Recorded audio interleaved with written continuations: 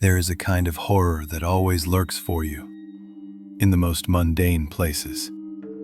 Somewhere between the third cup of cola and the wait for French fries. And for me, that place became Burger King, an ordinary diner on a central street.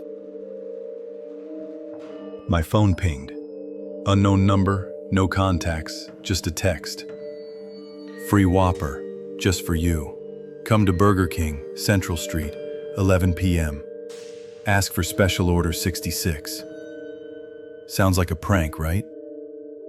But it didn't feel like a friend's joke. It was perfectly formatted, with terrifying precision of time and place. Curiosity and hunger are the worst advisors in horror stories. I arrived exactly at 11 p.m. From the outside, everything looked as usual. Red and yellow colors, a drive-through lane. But the parking lot was sterilely empty. Not a single car except mine. The "Open 24 hours" sign flickered, creating a rhythmic, irritating pulse in the night. I pulled the door. Inside, complete, sticky silence. Usually fast food places always have background noise. The sizzle of the fryer, the ding of the register, cheerful music. Here, nothing. Just the hum of fluorescent lights. And there was a smell in the air. Heavy, sweet, almost floral, as if someone had just spilled a bag of old cherry soap directly onto a hot grill. Behind the counter, only one person. A man, in an impeccably clean uniform, but too tall. He stood motionless, hands clasped over his stomach. I cleared my throat. He slowly raised his head. I saw it. A mask. A plastic, huge, frozen smile, stretched almost to his ears. A smile that had nothing to do with joy. I whispered, "Special order 66." He didn't answer. He only nodded, and his eyes, two empty black holes in the mask, seemed to analyze me. He handed me a bag. The bag was strange. Warm, grease-soaked, but it only smelled of a cherry, nauseating scent. Survival rule number 1. Never take an order that doesn't smell like food. If you are at a fast food place and there is no smell of grease, burnt meat or fries, leave. You are trapped. I broke this rule. I walked over to the table and opened the bag. Inside lay a Whopper. The bun was unnaturally pale. Instead of sauce, there was a thick, dark, burgundy layer. It was glistening. I decided to take a risk and bit into it. The taste was sweet, salty, and powerfully metallic. I spat it back out. At that very moment, the lights in the hall began to go crazy. They flickered off and on at a frantic speed. When the light returned, I saw that I was not alone. They were sitting at the tables. Dozens of mannequins in everyday clothes.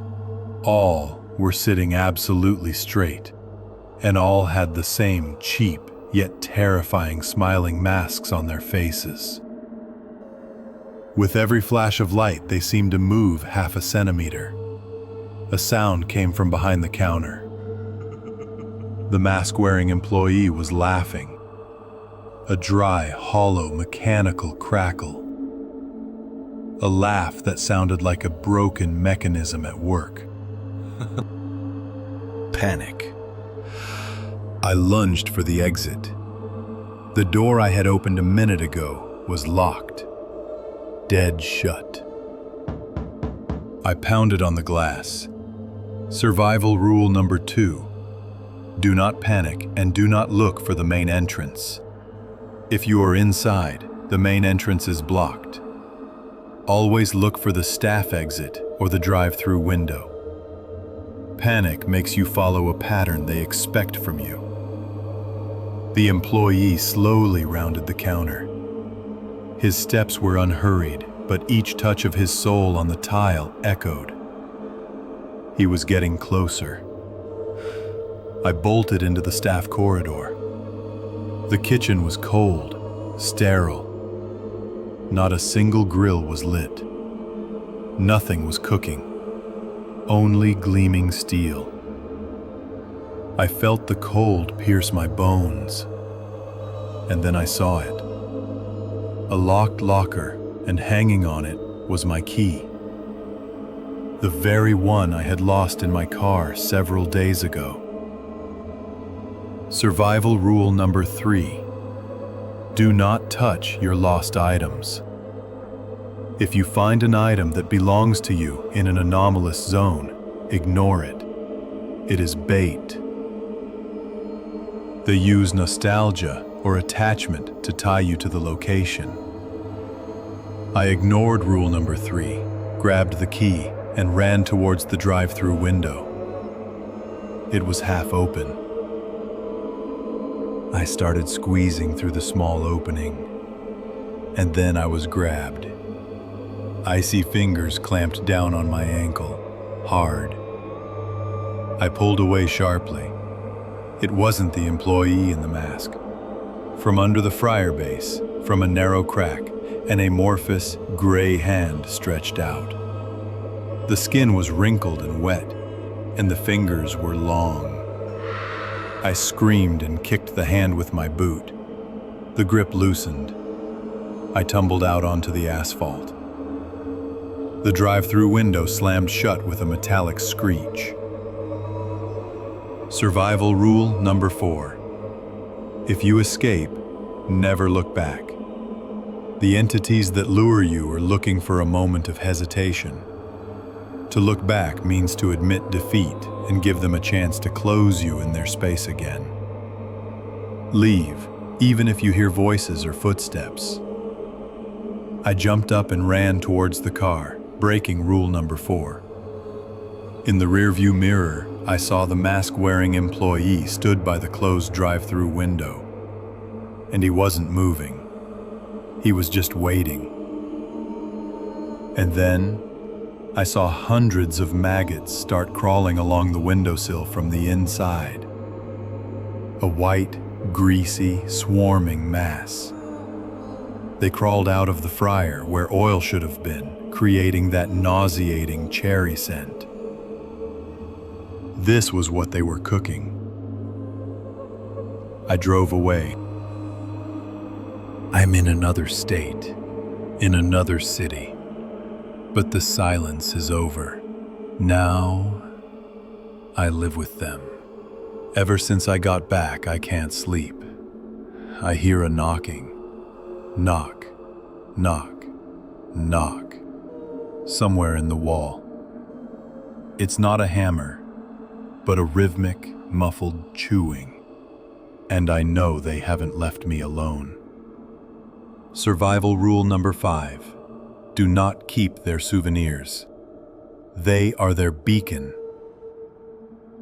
When I was unpacking, I found something else in my pocket. A small, plastic, smiling mask. The size of a palm. It wasn't mine. It was dirty, with remnants of a dark, burgundy substance at the corners of its mouth. Special Order 66. I smashed the mask. Yellow, dry dust. Cheese from French fries poured out of it onto the carpet. And that dust was moving. Slowly, like a living creature, it crawled into the shadow under the cabinet. I ran away from home. I realized they don't just lure, they infect. I took their mask, they took my peace. And the knocking behind the wall? I think they are just chewing their next whopper, which they are already preparing for me. I was there. I saw. And I know this is not the end. Never order food after midnight. Never break their silence. And for God's sake, if you receive a message, Special Order 66, delete it and turn off your phone. Forever. If you liked this story, please like and subscribe to the channel. We will continue to look for horror in the most mundane places. Write in the comments, which of the 5 rules do you consider the most important? And what food are you now afraid to order after midnight? I will read all your theories.